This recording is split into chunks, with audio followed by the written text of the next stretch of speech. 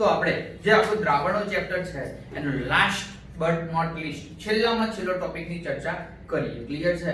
છેલ્લો ટોપિક એવો છે અસામાન્ય મોલર દળ વિશે નોંધ લખો. તો આપણે એની ચર્ચા કરીએ.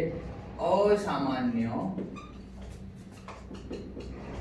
મોલર દળ વિશે નોંધ લખો. અથવા ટોપિક એવો છે કે સુયોજન અને વિયોજન સમજાવો. બીજો ક્વેશ્ચન કદાચ ઓરમાં પૂછાય તો સુયોજન અને વિયોજન સમજાવો. ક્લિયર છે? તો સુયોજન અને વિયોજનની વ્યાખ્યા આપણે આપવાની છે. એમાં આપણે શું ચર્ચા કરી દઈશું? અસામાન્ય મોલર દળ. ક્લિયર છે? પહેલા આપણે ચર્ચા કરીએ વિયોજન. ક્લિયર છે? એની પહેલા સ્પષ્ટ ગુજરાતી મેં એક શબ્દ મૂકી દઉં છું. ક્લિયર છે? ધ્યાન આપજો. સુયોજન એટલે કે ભેગા થવું અને વિયોજન એટલે કે અલગ પડવું. ક્લિયર છે? ઓકે. દાખલા તરીકે વિયોજન આપણે પહેલા સમજીએ. વિયોજન ક્લિયર છે? કોઈ પણ એક અણુમાંથી બે જુદા જુદા તત્વોના એટલે કે ધનાયન અને ઋણાયનનું નિર્માણ થાય એ ક્રિયાવિધિને આપણે શું કહીશું? વિયોજન કહીશું. કોઈ એક સંયોજનમાંથી ધનાયન અને ઋણાયન નું નિર્માણ થાય તો તેને શું કહીશું આપણે? વિયોજન.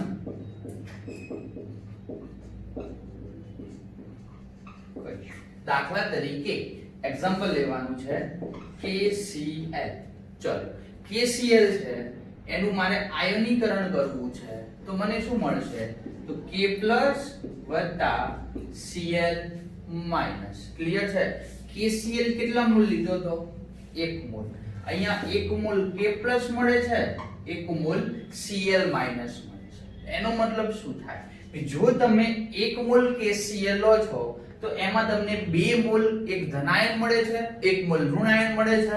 તો પાણીના ઉત્કલન બિંદુમાં થતો વધારો જો આપણે લેવો હોય તો પાણી માટે ઉત્કલન બિંદુમાં થતો વધારો 0.32 હોય તો ગુણ્યા આપણે શું કરવાના છે? આપણને કેટલા મોલ મળે છે? નિપજના 2 મોલ. જો 2 મોલ કરીએ તો કેટલા આપણને મળે છે? તો 1.04 જેવું સમથિંગ. ક્લિયર છે? તો 0.32. ક્લિયર છે? અથવા ચલો આપણે વિચારી લઈએ કે 0.52 જેટલું છે. ક્લિયર છે? 0.52 જેટલું થાય છે તો આપણને શું થશે કે જો આપણું પાણીનું ઉત્કલન બિંદુ 0.52 કેલ્વિન હોય તો નિપજના મોલ આપણને કેટલા મળે છે? 2. તો નિપજના મોલ 2 મળે છે તો આપણે એને 2 વડે ગુણ દઈએ તો આપણને કેટલું થાય છે? તો કે 1.04 જેટલું મળે છે. ક્લિયર છે? પણ જો એના આણ્વીય દળની ચર્ચા કરવી હોય તો આણ્વીય દળની ચર્ચા કરી શકાય છે. ક્લિયર છે? દાખલા તરીકે KCl. ક્લિયર છે? Cl એટલે 35.5 તો એનું દળ સમથિંગ 74 ગ્રામ જેવું થાય છે. ક્લિયર છે? તો વિદ્યાર્થી મિત્રો તો ટૂંકમાં ગમે તે દાખલા તરીકે હું એક્ઝામ્પલ લઉં છું NaCl. ક્લિયર છે? શું મળે છે? Na+ + Cl-. ક્લિયર છે? તો NaCl કેટલા મોલ લીધું? તો 1 મોલ. તો 1 મોલ આપણને બંને જુદા જુદા મળે છે. ક્લિયર છે? 1 મોલ NaCl માંથી આપણને Na+ અને Cl- મળે છે. NaCl એટલે NaCl માં Na નું વજન કેટલું છે? પરમાણ્વીય દળ 23 ગ્રામ. Cl નું કેટલું છે? 35.5. ક્લિયર છે? ટોટલ વોલ્યુમ મળે છે એ વોલ્યુમ કેટલું હશે? તો કે Na+ અને Cl+ ના સરવાળા જેટલું. ક્લિયર છે? દાખલા તરીકે Na નું પરમાણુ દળ 23 છે, ક્લોરીન નું પણ આટલું છે. તો ટૂંકમાં કોઈ પણ એક સંયોજનમાંથી બે જુદા જુદા ધનાયન અને ઋણાયનનું નિર્માણ થવું એ ક્રિયાવિધિને આપણે વિયોજન તરીકે ઓળખશું. ક્લિયર છે? તો વિયોજનની વ્યાખ્યા આપું. હવે આપણે જોવાનું છે સુયોજન. તો સુયોજન એટલે શું? તો કે ભેગા થવું. ક્લિયર છે? શું સુયોજન એટલે ભેગા થવું. તો હવે વ્યાખ્યા આપું છું. સુયોજન. ક્લિયર છે? શું વ્યાખ્યા થશે? ક્લિયર છે? તો દાખલા તરીકે બે જુદા જુદા એટલે કે એક ધનાયન છે એક ઋણાયન છે, એમાંથી શાનું નિર્માણ થવું? આખા કોઈ એક સંયોજનનું નિર્માણ થવું. એક ધનાયન એક ઋણાયન માંથી કોઈ એક સંયોજનનું નિર્માણ થાય તો તેને આપણે શું કહીશું? સુયોજન કહીશું. અહીંયા આપણને બહુ મસ્ત એક્ઝામ્પલ આપેલું છે CH3COOH. ક્લિયર છે? નામ એસિટિક એસિડ. શું નામ થાય?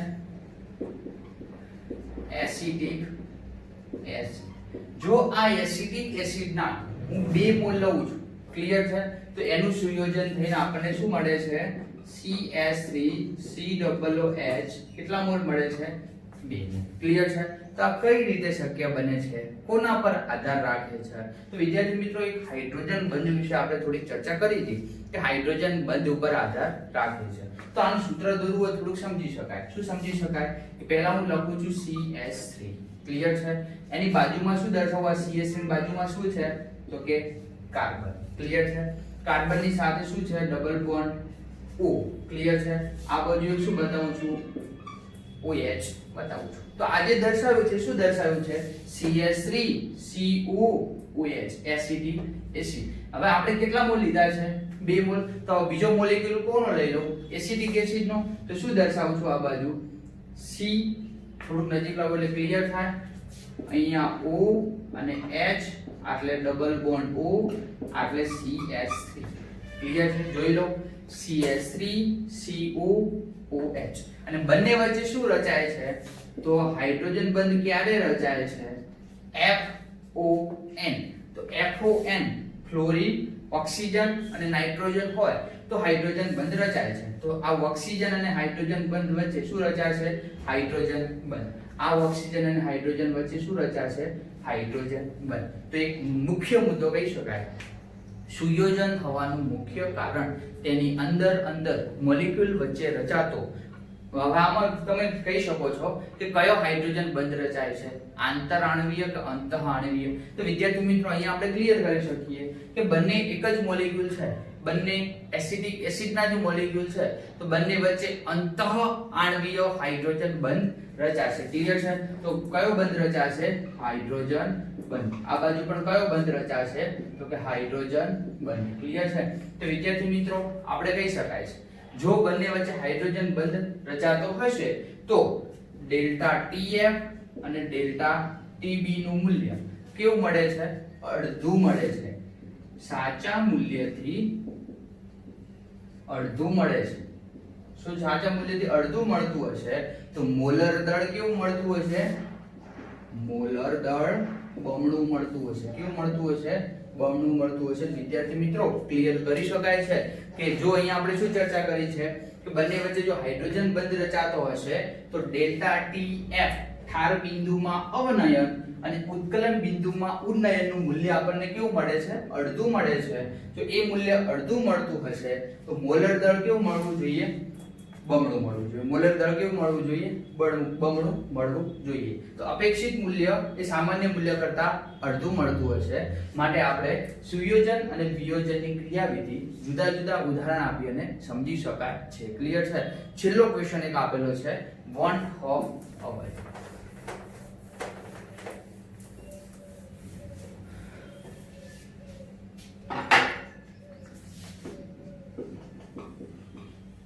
બોન્ડ ઓફ અવયવ.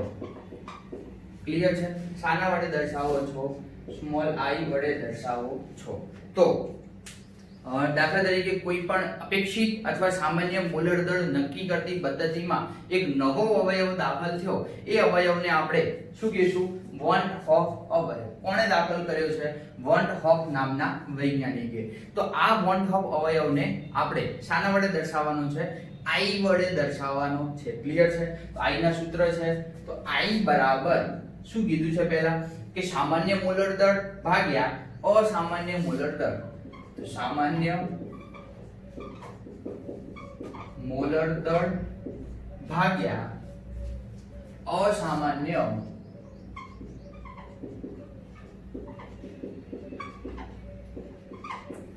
બીજું સૂત્ર છે I બરાબર અવલોકિત સંખ્યાત્મક ગુણધર્મ ભાગ્યા ગણતરી દ્વારા નક્કી કરેલ સંખ્યાત્મક ગુણધર્મ. પછી ત્રીજું સૂત્ર છે I બરાબર સુયોજન કે વિયોજન પછી મોલની સંખ્યા ભાગ્યા સુયોજન કે વિયોજન અગાઉ મોલની. વિદ્યાર્થી મિત્રો થોડું ક્લિયર કરજો કે શું કીધું આપણે છે કે આણ્વીય દળ જે શોધવાની હતી એની રીતમાં આપણે એક નવો અવયવ દાખલ કર્યો હતો. એ અવયવને આપણે શું કીધું છે? વન ઓફ અવયવ. શાના વડે દર્શાવો છો? સ્મોલ આઈ વડે દર્શાવી શકાય છે. તેને ત્રણ સૂત્ર મેળવ્યા છે. સૂત્ર સમજાવું છું, થોડું ક્લિયર કરજો કે આઈ બરાબર એટલે કે વન ઓફ અવયવ બરાબર સામાન્ય મોલર દળ ભાગ્યા અસામાન્ય મોલર દળ. ક્લિયર છે? બીજું સૂત્ર છે અવલોકિત સંખ્યાત્મક ગુણધર્મો ભાગ્યા ગણતરી દ્વારા નક્કી કરેલ સંખ્યાત્મક ગુણધર્મો. અવલોકિત એટલે શું થાય? કેટલાક અવલોકનને આધારે મેળવેલ સંખ્યાત્મક ગુણધર્મો. અને પછી આપણે પરફેક્ટ ગણતરી કરવાની છે. ગણતરીના આધારે મેળવેલ સંખ્યાત્મક ગુણધર્મો. ત્રીજું છે સુયોજન કે વિયોજન પછી મોલની સંખ્યા. સુયોજન અને વિયોજન પછી એક્ઝામ્પલ આપ્યું કે KCl, તો 1 મોલ KCl લઈએ છીએ, 1 K+ અને 1 Cl ટોટલ 2 મોલમાં વિભાજિત પામે છે. ક્લિયર છે? અને ભાગ્યા સુયોજન કે વિયોજન અગાઉ મોલની સંખ્યા. તો KCl માટે અગાઉ મોલની સંખ્યા કેટલી હતી? 1 ભાગ્યા આપણે કેટલી લીધી છે? નિપજમાં આપણને કેટલા મોલ મળે છે? 2. વન ઓફ અવયવ ત્રણ સૂત્ર દ્વારા નક્કી કરી શકાય છે. પણ આની સાથે સાથે સંખ્યાત્મક ગુણધર્મ છે આની સાથે સંબંધ ધરાવે છે. કેવો સંબંધ ધરાવે છે? દાખલા તરીકે આપણે બાષ્પ દબાણનું સૂત્ર મેળવીએ. ક્લિયર છે? તો રાઉલ્ટનો નિયમ લઈએ. રાઉલ્ટનો નિયમ. તો રાઉલ્ટનો નિયમનું સૂત્ર આપણે શું સાબિત કર્યું હતું કે P10 P1/P10 is equal to W2 into શું કીધું? આવું વિદ્યાર્થી મિત્રો આપણે કદાચ યાદ કરો શું લીધું હતું? N2/N1. ક્લિયર છે? N2 બરાબર શું લીધું હતું? N2 બરાબર એવું લીધું હતું W2 ભાગ્યા M2 ગુણ્યા W1 ભાગ્યા M1. ક્લિયર છે? તો W2 ગુણ્યા M1 ભાગ્યા M2 ગુણ્યા W1. તો આ ગણતરીમાં એક નવો અવયવ દાખલ થયો. એ અવયવને બરાબરની આપણે ક્યાં મૂકવાનું છે? આ બાજુ. તો P10 P1/P10 is equal to one of અવયવ ઇન્ટુ તમારું જે હતું એ. તો ટૂંકમાં આને આ રીતે લખી શકાય. હા, કઈ રીતે? તો કે P10 P1/P10 is equal to I into N2/N1. Clear છે? કોના માટે છે? રાઉલ્ટના નિયમ માટે. તો હવે આપણે બે બીજા સંખ્યાત્મક ગુણધર્મની ચર્ચા કરીએ. તો એક આપણે હતું ઉત્કલન બિંદુમાં વધારો. ક્લિયર છે? તો એના માટે શું લખી શકાય? તો આપણે એ પણ ચર્ચા કરી જોઈએ કે ઉત્કલન બિંદુમાં થતો વધારો. ઉત્કલન બિંદુમાં તો વધારો. સૂત્ર શું મેળવ્યું હતું વિદ્યાર્થી મિત્રો? યાદ કરો કે ડેલ્ટા TB ચલે છે m. Delta TB is equal to KB into m. અને અવયવ દાખલ કર્યો છે તો delta TB is equal to I into KB into m. Clear છે? અને m ની આપણે જુદી જુદી કિંમતો મૂકવાની છે. ત્રીજો સંખ્યાત્મક ગુણધર્મ હતો ઠાર બિંદુમાં અવનયન. તો ઠાર બિંદુમાં અવનયન. ક્લિયર છે?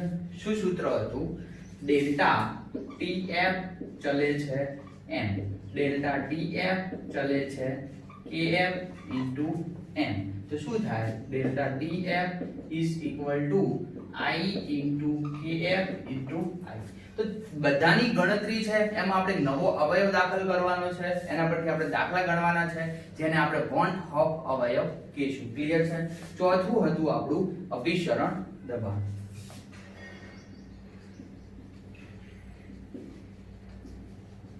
ક્લિયર છે? શું સૂત્ર હતું? શરૂઆતમાં પાઈ બરાબર CRT, C બરાબર N2/V. તો શું લેતા હતા? પાઈ બરાબર N2 * RT/V. ક્લિયર છે? N2 બરાબર શું લેતા હતા? તો પાઈ બરાબર W2 / M2 * RT/V. તો આમાં એક નવો કયો દાખલ થયો? પાઈ = I * W2 RT / M2V. તો વિદ્યાર્થી મિત્રો, નવો આપણે એક સંખ્યાત્મક ગુણધર્મ દાખલ કર્યો. ક્લિયર છે? તો પહેલા રાઉટના નિયમમાં સૂત્રમાં આપણે દાખલ કર્યો તો આપણને આવું સૂત્ર મળે છે. પછી આપણે ઉત્કલન બિંદુમાં થતો વધારો જોયો, તેમાં પણ આપણે I વડે ગુણી દેવાનું છે. ઠાર બિંદુમાં અવનય એટલે ઘટાડો જોયો, એમાં પણ સૂત્ર મૂકી દેવાનું છે. અને છેલ્લું અભિસરણ દબાણ છે, એમાં પણ સૂત્ર મૂકી દેવાનું છે. તો આ ચારે ચાર સૂત્રને આધારે આપણે દાખલા ગણવાના થાય છે. ક્લિયર છે વિદ્યાર્થી મિત્રો? અને આની સાથે આપણું જે દ્રાવણો ચેપ્ટર છે, એ દ્રાવણો ચેપ્ટરની સંપૂર્ણ થિયરી પૂરી કરી છે. હવે વિદ્યાર્થી મિત્રો બાકી શું છે? તો બાકી હવે દાખલા બાકી છે. એમાં ઉદાહરણના દાખલા બાકી છે, લખાણ સંબંધિત પ્રશ્નના દાખલા જે આપેલા છે એ બાકી છે, અને સ્વાધ્યાયના દાખલા બાકી છે. તો નેક્સ્ટ વિડિયો લેક્ચરમાં આપણે થિયરીનો પાર્ટ અહીંયા પૂરો થાય છે. લગભગ મેં 100% જેટલું તમને PDF ફાઇલ મોકલી દીધી છે. પાછલા ક્વેશ્ચનની બાકી છે એ તમને મોકલી દઈશ, અને નેક્સ્ટ વિડિયો લેક્ચરમાં આપણે દાખલા પર જઈશું, ઉદાહરણ પર જઈશું. Thank you.